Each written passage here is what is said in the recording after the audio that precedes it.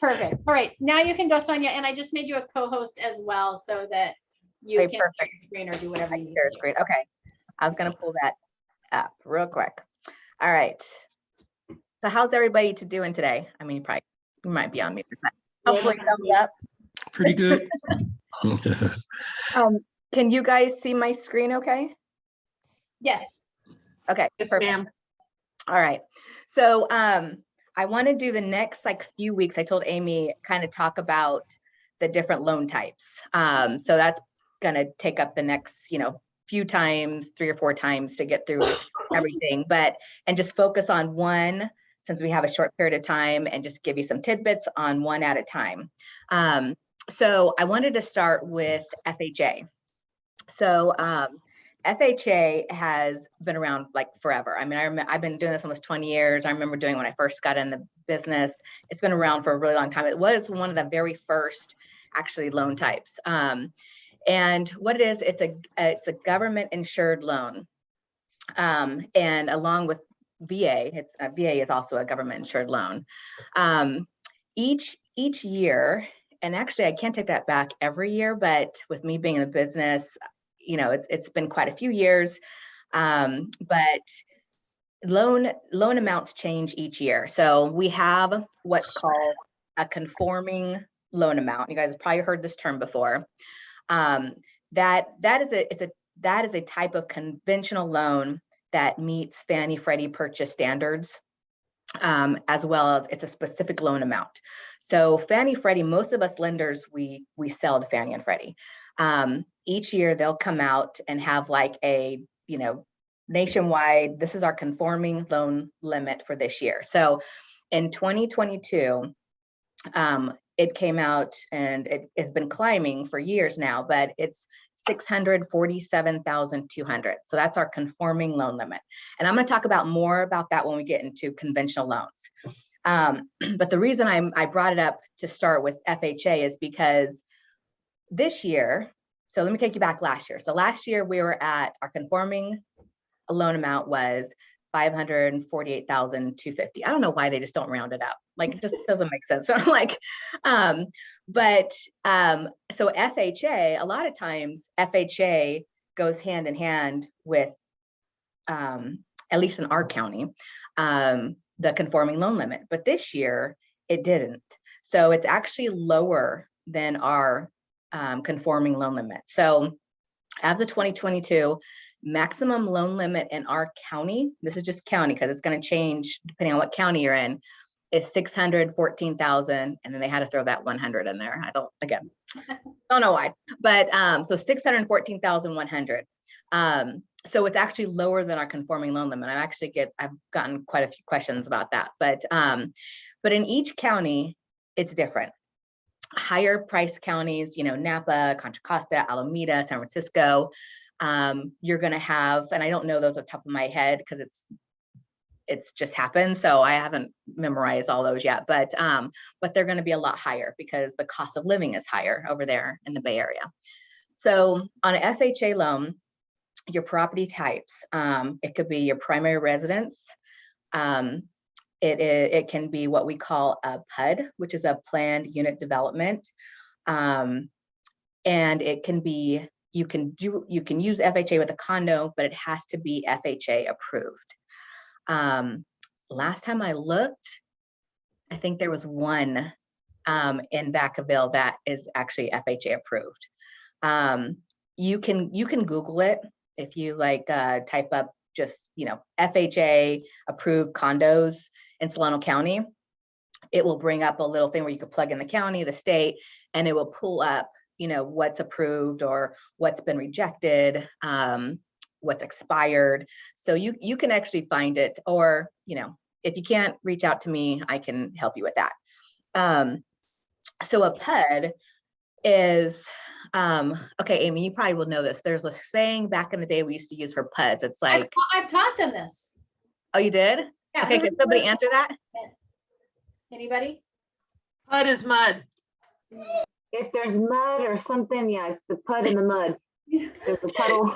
It's a PUD if you own the mud. Oh, it's a PUD if you own the mud. That's hilarious.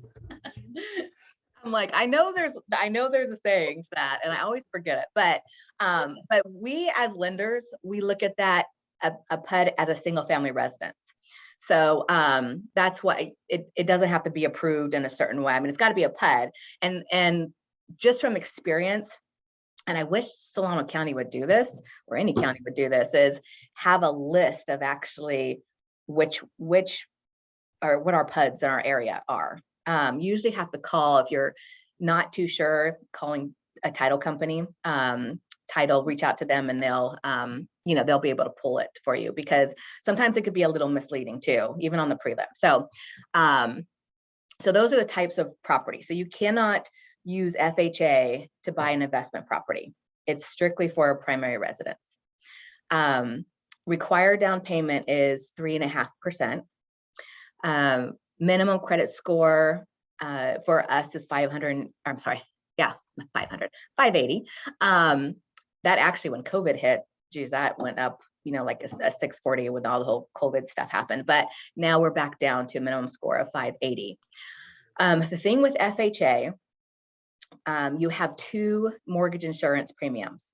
So you have what's called an upfront mortgage insurance premium. I call this, the easy kind of way I've always thought about this or understood it is, it's like the upfront, you could get into this program with a low down, just your upfront fee. So you have like a monthly mortgage insurance, which when you think about it, it's like your maintenance that you're paying each month. So the upfront's kind of like, okay, you're gonna pay this to get into the program and be able to do 3.5% down and have a 580 score, and you're gonna pay a monthly too. So mortgage insurance is actually it's to protect the lenders. Some people think of it kind of like homeowners insurance or like hazard insurance, but it's not that. It doesn't protect the borrower or the buyer. It protects the lender from default. So the upfront is 1.75% of the loan amount, and that one is financed. The monthly, depending on if you put the 3.5% down or you put more than 5% down, your typical amount, it's kind of set. So it's 0.85 of the loan amount, or 0.80 if you put 5% or more down. So you have the 2 mortgage insurance. Now, one thing that's changed over the years since I've been doing this is 2 things. One, it used to go away. It used to drop off. And I get that question a lot, is when does the mortgage insurance drop off? On FHA, it does not drop off. The only way you could get rid of mortgage insurance on an FHA loan is you have to refinance or sell the property. Most people, and I talk to people, I say, look at it as a starter loan. Let's get you in, get you low down payment. Interest rates are good. And then let's start building that equity. And then in a couple years, revisit it. And our goal is to refinance you into a conventional loan once you have that 20% equity and get you out of mortgage insurance. So I've done that for a lot of my clients over the past, years. And lately, it's actually, I've done one they bought last year, an FHA, and they were able to get rid of mortgage insurance this year just because of the spike in, our equity. So does anybody have any questions so far? I do. Asset to debt ratio. I have one that called me, but she has a high credit score, but her asset to debt ratio, she said she needs to get it under control. Where do you guys like to see that? Well, that's one. FHA is definitely going to be the more lenient on that. We can go up to 55, 56. It depends on, because you have 2 ratios. You have your front end, you have your back end. And the front end does matter as well. So the front end is just your liabilities. Your back end is your liabilities plus your new housing expense. So it really all depends on when we run it through our automated underwriting engine, Fannie Mae or Freddie Mac. It just depends on what it likes, really. I mean, I've had some, I just had one the other day. The credit score was, she had a 700, but it didn't like her credit profile. And so it was, I couldn't go above like 41%. And we kept playing with it and play with it, but she had a lot of lates. Like lates are kind of yucky when it comes to running in DU, even if they're old lates. If there's disputed accounts on their collection account. So it kind of depends on the even if they have good credit, it kind of depends on the credit profile as well. So really that's a hard, yes, we can go up to like 55, but it just depends on the credit profile. Hope that helps.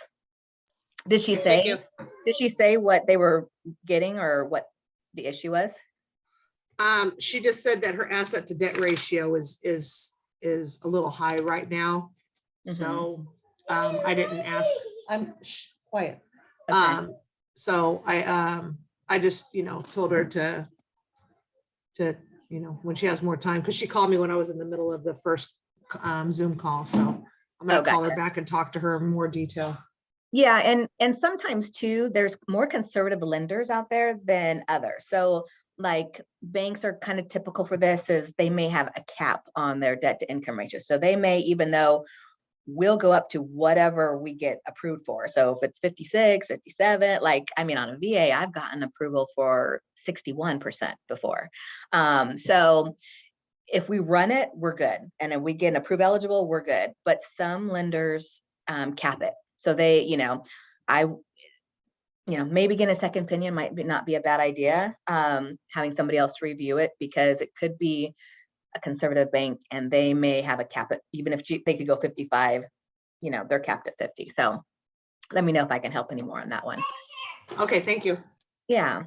Oh yeah, I got a question. Yeah. The maximum loan amount, is that the 1.75 in mortgage insurance, the upfront mortgage insurance that gets financed, is that 614.1 plus that, or is it 614.1 minus that? Plus that. Plus that. So yeah. So like if we did, get my little handy dandy little calculator real quick.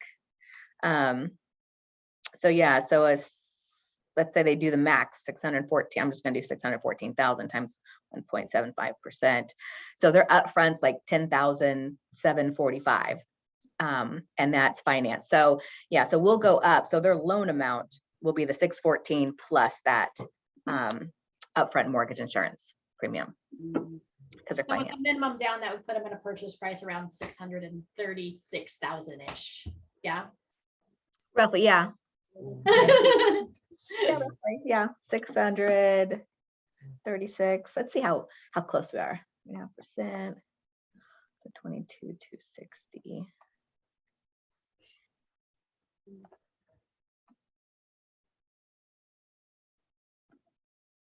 Oh, I did 3. I'm like, why is that not 6.6? 6.5. So 22,260.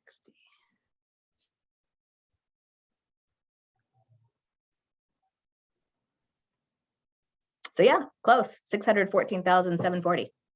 So good job, Amy. That was close. You're right. Okay, and then let's talk about a few myths about FHA. So Can I ask a question real quick before you go to another subject? When you say credit profile, are you meaning like credit cards versus like installment loans versus personal? Is that what you mean when you say credit profile? yeah, all of that. So when we pull a credit report, whether, it's installments, credit cards, any of that, when we run it through that underwriting engine, it looks at all that. If it's got collections, dispute, FHA do not like disputes at all. If somebody's got disputes on there, that's a whole other, we gotta work with taking those disputes off, or we gotta pay for them, pay them off or whatever before. So yeah, that's a little different, but yeah, the whole profile in general, credit cards, installments, all that. So What about bankruptcies? How far out do they want them? So it depends on the chapter. So that's a great question. Chapter 7, we go off of their discharge date. So when we pull the credit, it will have their discharge date on there. And for For bankruptcy, it's 2 years after discharge date for FHA. Chapter 13, it's a little bit different. That's when they're on kind of like a payment plan, and they pay the trustee and through the court and all that. Technically, it's like 1 year and then maybe even sooner with court approval. I did try one that was actually last year where he was still in a chapter 13, and there's a lot more restrictions and debt to income ratio restrictions, and what we call like compensating factors that needed to be, that he needed to have.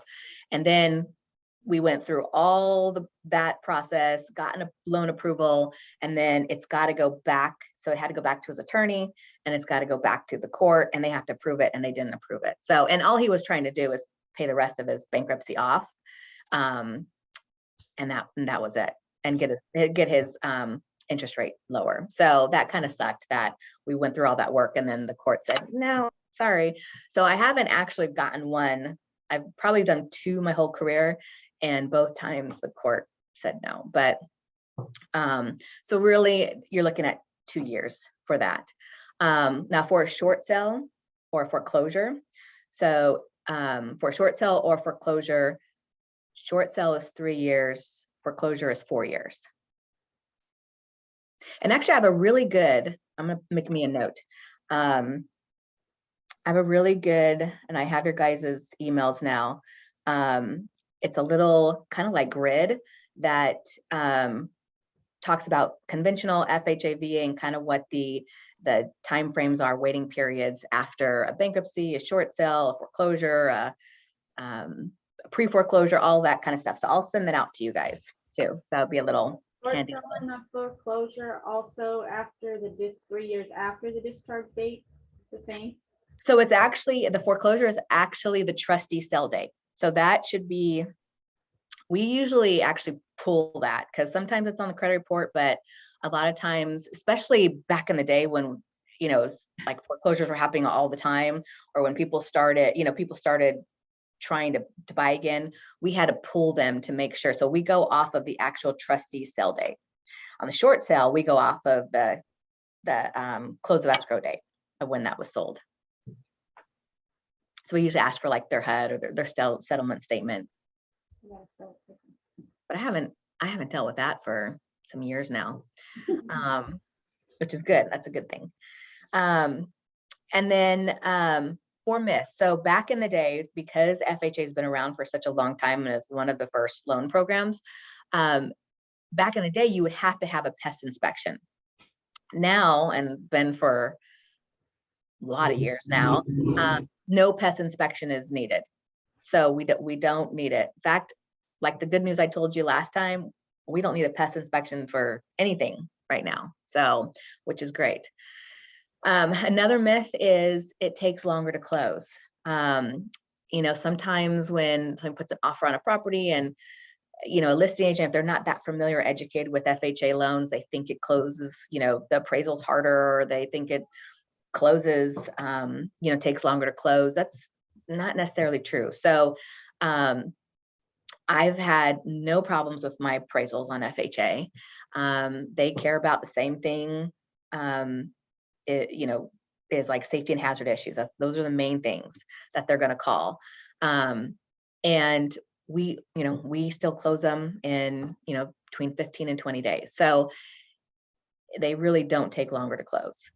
And then I already kind of talked about the other one, the mortgage insurance just drops off. So, and it doesn't anymore. So it has to be refinanced, or it's, you have to sell the property.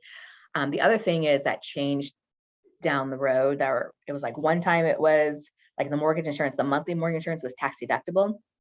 Then that changed. Right now, currently, mortgage insurance is not tax deductible. So just FYI. So it's kind of, it's insuring the lenders.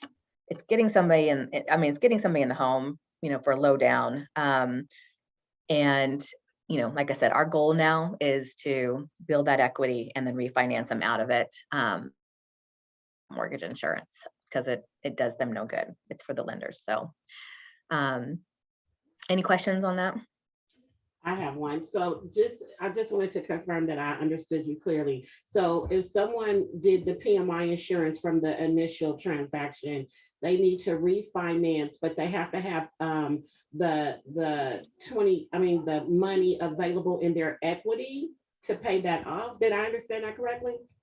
Yeah, so so if they've built equity in their home and we can get an appraisal to show that they have that 20% equity, then we can take them out of FHA and put them in a conventional loan, and they don't have to do mortgage or have mortgage insurance. Okay. Yeah. I have a But question. I was gonna ask, so when did this change about the FHA loan, where they had to refinance, and to get the PMI off? That probably changed, gosh, probably 5-6 years ago. Okay, because Yeah. I was just curious. All right. Yeah. Now, Wow. conventional, when we talk about conventional, which I'll talk about next time, that, you can have mortgage insurance on, and that mortgage insurance is different than FHA.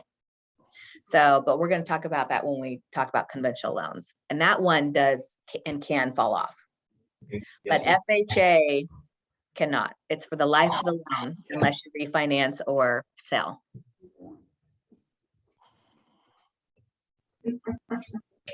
Nate, did you have a question? No, that was it. The only thing that I'm concerned about is the 580 score. That's pretty. If they got a good credit profile, then that 580 is, they pretty much would get approved with that 580, right? That's the only thing that kind of stands out to me. Like the 580 credit score is kind of low, but. Yeah. So, I mean, when we're dealing with somebody has probably, or between like a 580 to a 600 score, I mean, obviously the rate's going to be higher, right? And we're going to need some compensating factors. So do they have reserves? So there's going to be some overlays, that we call overlays. Even though we can do it, there's going to be, they want some security, just like, I mean, if you were the investor giving $600,000 if somebody has a 580 credit score, you're going to want some, you want some more stuff. Like, are we putting a little bit more money down? Do we have 6 months reserves in the bank? That be one of, can I ask a question? That would be one of the scenarios where we would buy the rate down? That would be kind of an option. Like if they had a 580 credit score and they really want to get a house a little bit more than they saw, like, 15,000, then that would be a scenario where they would still have that option with this FHA loan with a 580 credit score. They could still buy that rate down, right? Like you can, but that's, and again, I'm going to do another session on buying, like closing costs and discount points and buying rates down. I necessarily wouldn't, when I give advice, I want to give advice like I would give advice to my friends or family, right? So I probably wouldn't advise them to buy it down. And the reason I wouldn't is we would probably hook them up with somebody that can help with their credit. And let's close them. Let's get them in the house, get them start building some equity. And even in 6 months, maybe we look at refinancing them. Actually FHA has a loan that's, you could do a streamlined refinance with FHA, which doesn't require appraisal, doesn't require much documentation, but it's really like a lowering the rate if that's possible for them. So I would probably guide them in that direction of don't spend your money on buying down the rate and honestly, even if we weren't able to do it in 6 months, because our goal would be even in 2 to 3 years to refinance them out into a conventional loan. And when you're talking about buying down rates, you want to make sure it makes sense. So you want to see, let's say you pay $5,000 and it brings your payment down or brings the interest rate down, 0.25%, let's just say. And that changes daily. Well, that 0.25%, how much is that saving you per month, per year, per life of the loan? And how long is it going to take you to recoup that $5,000, right? So if it's going to take you 10 years to recoup that, it doesn't make sense because we're going to refinance you and you're going to get out of that loan, before that time. So those are kind of the conversations that we have in regards, to that. Almost a waste of money. I get it.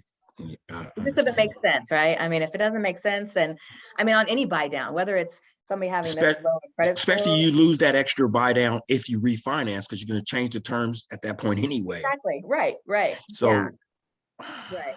Any buy down, I always have that discussion with clients. Conventional, FHA, VA, we talk about how long they're going to live in that house, right? Because that's going to make a difference. If this is just a starter home and they're like, we'll probably live it 3-5 years or whatever. And again, would you pay that money? And then when if that's going to, take you 10 years to recoup that money, is it really worth it for $25 a month savings, So though, yeah, I just like having those conversations with clients as well. okay.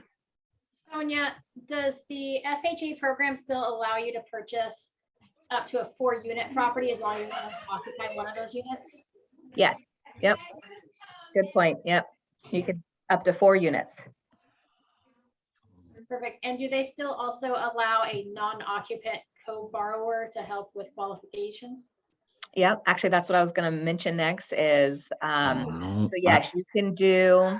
So like, I don't know who said the situation where her debt to income ratio was too high, but when we see a situation like that, our next rock we turn is to ask if they have a non-occupying co-borrower to help them. So like a co-signer. We see this a lot with parents helping kids out, where they're the primary, the one that's going to occupy the property is the primary. And then like the mom and dad, or it's got to be a family member, can be on as non-occupying co-borrower. So they're just a co-signer. I have a question. It has to be a family member. It can't be, what if you have a close friend that just really wants to invest with you? That won't work? Unless he's occupying the property. So the Gotcha, rule with the non-occupying co-borrowers is it has to be a family member. I don't know why. It's just always been that way. They haven't changed that guideline. And who knows, people may have lied to me in the past and be like, yeah, this is my aunt, my cousin. What do you show to prove that you're a biological sibling? You don't have to show proof. It's DNA test. Yes. Right. I'm sorry. I say you need to give a DNA test. Right. If you run a DNA. We gotta check your Gotcha. bloodline. No, I mean, they really don't. So they can really, so someone can actually pretty much just say, oh, this is my brother. And as long as both parties agree, then you guys take them for their word. Yeah, I mean, unless they tell something different, then Okay. I mean, if somebody says this is my friend and I'm like, well, we can't do a friend, but do you have a family member that can help you? Mhm. Okay. So yeah. But yeah, so we see that a lot. They don't have to occupy the property. They do get qualified just like the primary borrower does. So we need them to fill out the application. They got to send us documents. They're on the loan, they're on the title. So I try to make sure they understand, like, you're doing this, just also understand that you have the liability as well, right? So if the primary person defaults or can't pay that mortgage, it falls to the co-signers. So just like on a car loan, right? I mean, if you have a co-signer on a car. But we've definitely have done quite a few of these, especially, I see a lot with mom and dad trying to help out, their kid buy their first home or something. So, and they just can't qualify. So any other questions? Does the FHA still have their renovation loan? I mean, we don't see it very often in this market, but. They do. So they have a 203K. That's what it's called. I've done one in 20 years. But yes, it's still around. Yeah. And like you said, in this market, yeah, the last probably 4 or 5 years, we haven't seen it, just the market, but especially but they do.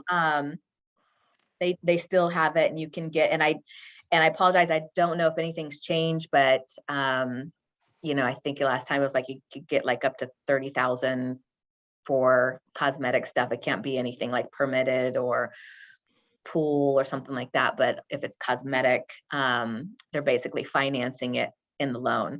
Now there's some other new renovation loans out there. In fact, we just brought on a renovation department, and they're doing some beta testing right now. And so we'll be rolling out some other renovation loans, because I know there's a lot of chatter about ADUs. And I know Fannie Mae has a 95% loan to value ADU purchase and refinance product. So we're going to be, I'll let you guys know when that's up and running, but we'll be rolling that out as well. And then you can do, and I'll do another day on just like first-time homebuyer programs, but there are some first-time homebuyer programs that are paired with FHA as well. So we'll talk about those when I get into more like the first-time assistant programs. I have a question. So Yeah. for the 203K FHA renovation loan, are they the same requirements as the FHA, like the 3.5 down, the 580? Can you get it with a 580 credit score? I don't think you can get with a 580 credit score. That one probably has an overlay on it. Last time I checked, I think it was like 620 was the minimum. But I don't know if that has changed. But I can always look into that for you. Thank you. Yeah. Anybody else?